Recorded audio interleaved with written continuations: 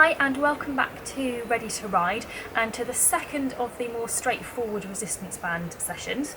Hopefully you are visiting this session having already done the upper body one, because I'm not going to cover all of the theory behind doing resistance bands in this session. So I suggest if you're coming to this one first, you stop and go and have a look at the other one instead.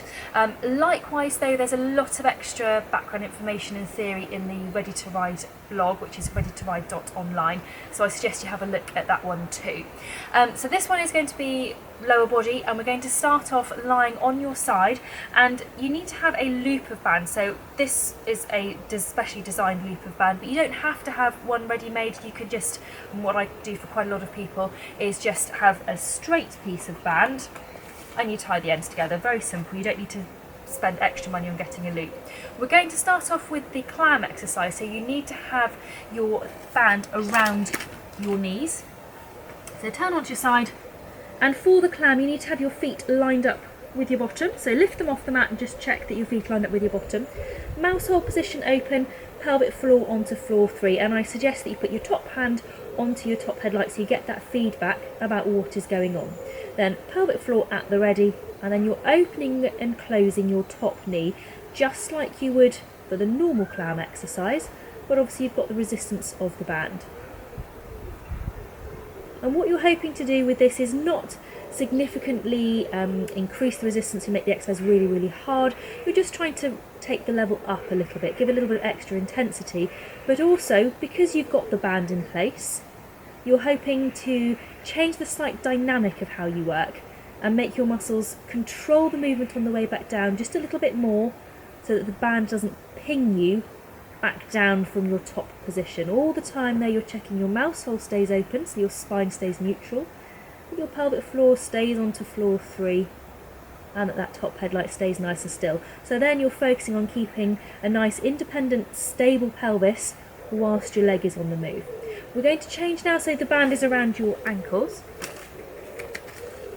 and then straighten your legs. And for this exercise, to start off with, you can have your hand on the mat in front of you for balance if you need to. Once again, mouse hole open, pelvic floor onto floor 3. If you want to, before you start, you can pop your top hand onto that top headlight just to make sure it's where you think it should be. And same principle as with the climb exercise, you're just going to be lifting your top leg up just into the resistance of the band, pause for a second, and slowly back down. Check mouse hole and pelvic floor, and off you go again. Up in just into the resistance and slowly back down. If you find that you're balancing really well, then pop that top hand onto the top headlight.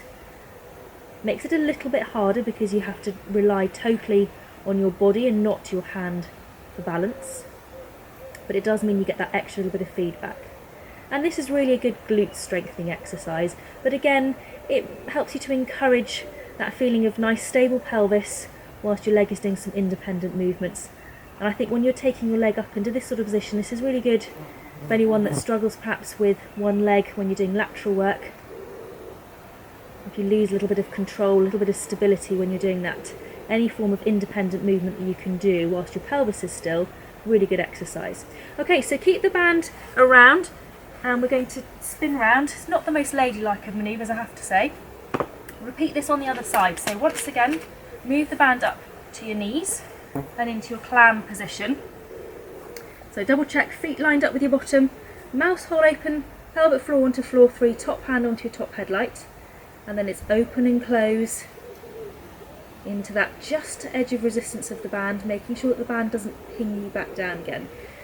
I do find with these resistance bands that come in loops that the resistance isn't quite as strong as some of the normal bands. I'm not quite sure why that is, so you may find that these pre-made loops aren't quite strong enough for you, in which case that's fine, just stick with tying the ends together in a normal band, or just move up to the next level even if you're using a yellow band for all the other exercises that you're doing.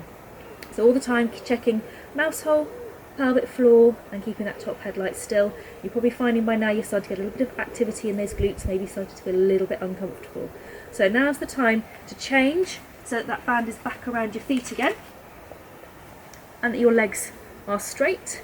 And for this one again, it's starting with that hand resting on the mat in front of you, mouse hole open, pelvic floor onto floor 3.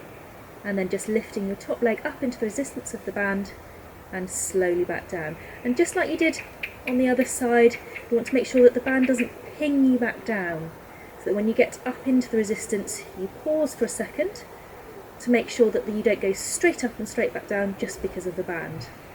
If you're finding this easy, take your hand away and pop it onto your top headlight so you get that extra feedback about your position, but you have to work a little bit harder through your core, through your body, to keep your balance. Keep checking your mouse hole, keep checking your pelvic floor. I know I keep going on about it, but it's absolutely no different to when you're riding, when you're jumping, when you're schooling, and you've got to keep every limb doing something slightly different and your trunk doing something slightly different as well. So it's that same multitasking approach when you're doing all of these exercises. Okay, so we finished onto your side. We're now going to turn onto your back, and you need to bring the band around your knees.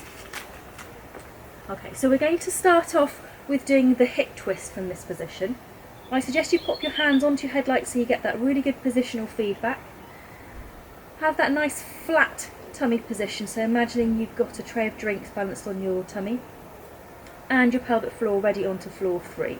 Check that your feet and knees are hip width apart before you start, and this is the same principle as the normal hip twist. It is a wine glass exercise, so the leg that isn't moving needs to stay completely still. So you're taking one knee out to the side, slowly back up to the top, and take the other knee out to the side and slowly back up to the top. The problem you've got now is that because you've added in the extra component of the band, is that the leg that isn't moving will want to come too.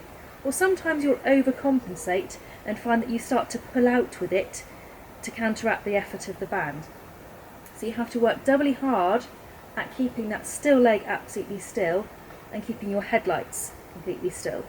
Keep checking headlight position, keep checking you've got that neutral tummy position, keep checking your pelvic floor is still onto floor 3. So again, that real multitasking whilst you're doing this exercise.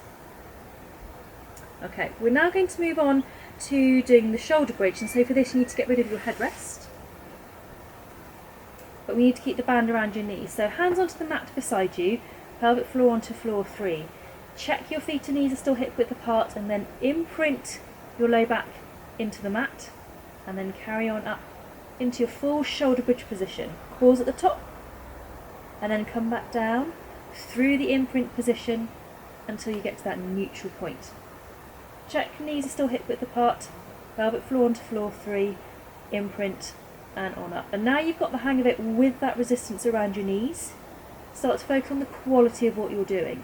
So starting and finishing with that imprint always, and really imagining that you're lifting each vertebra of your spine in turn and laying each one back down again in turn. So whether you think of your spine as that string of pearls, or whether you think of it as that bicycle chain, it doesn't matter, as long as you get that good quality. But all the time you still need to be keeping the pelvic floor onto floor 3 and keeping your knees at hip width apart, because the band will be wanting to pull them back in again. There are lots more progressions that we can do for the shoulder bridge with the band around your knees, but I'm not covering them today because this is a more straightforward session. So we've now finished with the band around your knees whilst you're lying down.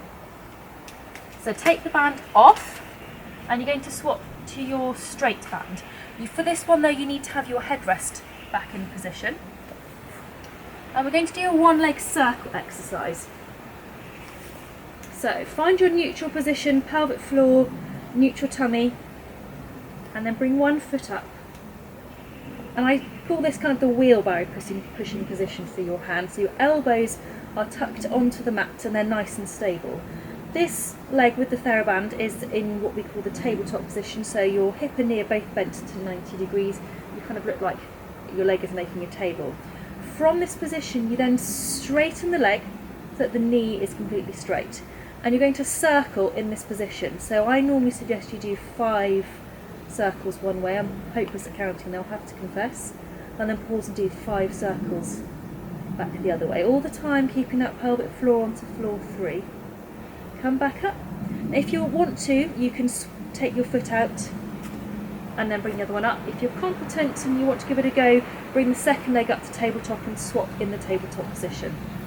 However, back to your wheelbarrow position, neutral pelvis, pelvic floor onto floor 3, then straighten again so the knee is straight, and you're doing your 5 circles Like I said, I'm hopeless at counting. 5 circles each way.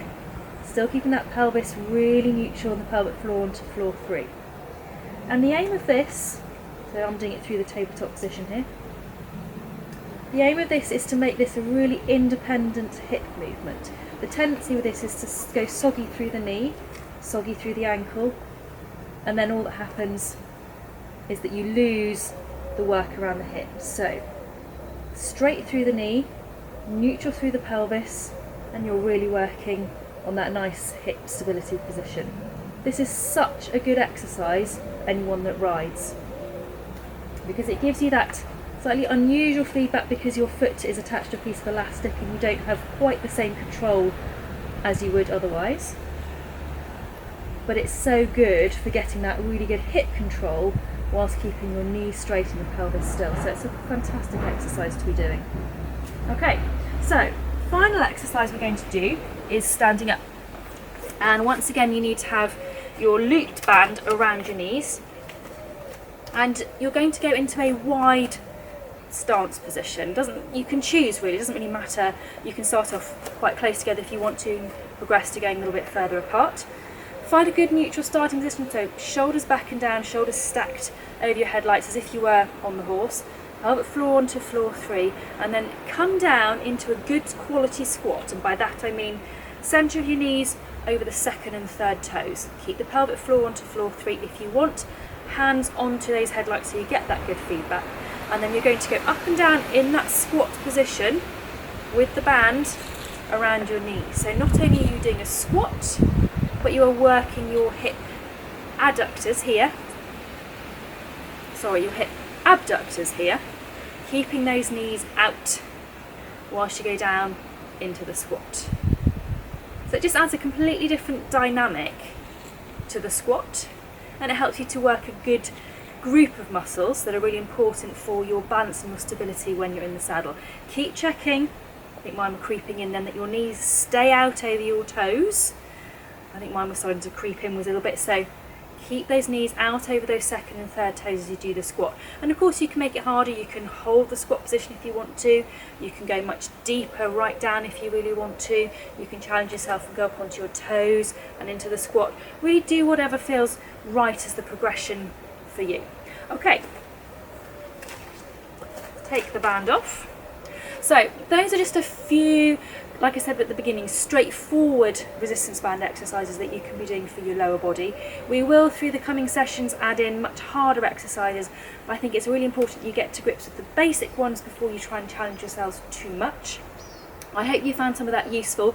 Even if you just pick 1 or 2 of those, the feedback you get from the resistance band is really, really good. And thanks for watching. I hope that if you haven't already, you have been inspired to subscribe to Ready to Ride Now. If you do so, you'll get all the latest videos coming straight to you. And if you want any extra information, then please do check out the Ready to Ride blog which is at readytoride.online. And I hope to see you for the next session very soon. Thank you, bye bye.